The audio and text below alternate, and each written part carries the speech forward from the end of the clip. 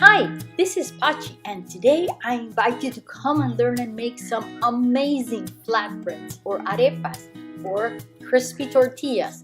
They are made with brown rice, flax, and pistachios, and the other ones are made with corn and cashew. The nuts are a great complement to the protein in the brown rice and in the corn. They are delicious. They can be made and frozen for weeks. Then you just bake them, add some cheese, meat, edamames, vegetables, anything you want on them, and enjoy a delicious, naturally gluten-free carb that will give you a lot of energy and keep you going perfectly.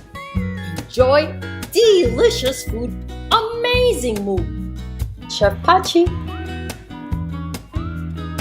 Check out the full recipe on YouTube.